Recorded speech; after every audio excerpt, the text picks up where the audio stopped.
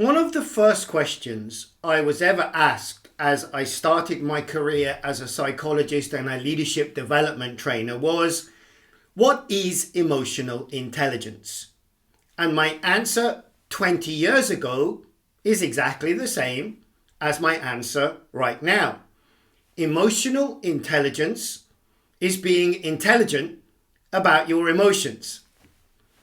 Kind of obvious, right? What does that actually mean? So we've got these two areas of our brain. We've got the thinking, rational, logical brain, the rider. And we've got the powerful, subconscious, emotion generating elephant or limbic system. And being intelligent about your emotions or emotional intelligence is very much the art and mastery of using both parts of these of your brain and integrating them and using them as a team. So you are going to have emotions, and your emotions are going to be deeply set in your subconscious belief systems and your memories, and they are going to be irrational, they are going to be illogical. They are not always going to be positive or growth focused. There's going to be emotions such as fear or anger or sadness or frustration. That's a fact.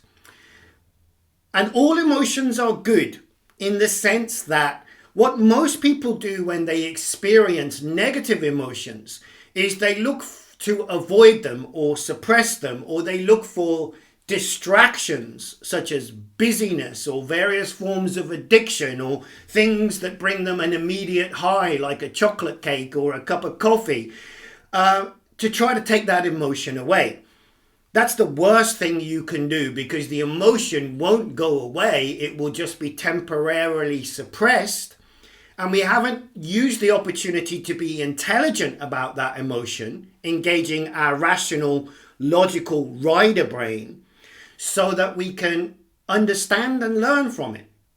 So, next time you have an emotion or reaction, just allow yourself to be with it. If possible and appropriate, it's even useful sometimes to just close your eyes like you could do now, and unless you're operating machinery or driving, and ask yourself, how am I feeling in this moment? What's happening to me sensation-wise? Where does that show in different parts of my body? And then you can start asking yourself, how would my intelligent brain, the part of my brain that's invented language and understanding, label or understand that emotion?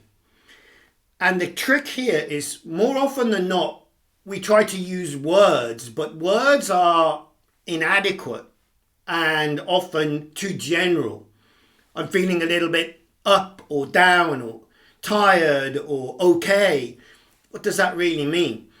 So a great tool or technique for helping you to understand and be more intelligent about your emotions is to use the senses. Ask yourself if this emotion was a taste or a sound or a piece of music or a color or a piece of art or a sensation or some food or anything that would be sensory. What would it be? You can even go into characters, if it was an animal or if it was a character from a movie. And what we're doing here is we're adding depth and description and therefore intelligence about understanding what this particular emotion showing up right now for you is. So, in sum, all emotions are good. In order to become more emotionally intelligent, we need to engage as a team, both our rational and our subconscious emotional brain and our bodies, where the emotions are felt as sensations. And we can use tips and tools like integrating the senses and describing the emotions through sensory descriptions to understand that emotional state. And never ever label the emotion as good or bad. It just is, and it's there for awareness and understanding.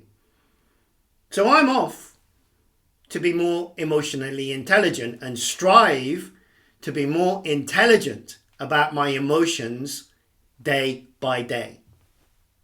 How about you?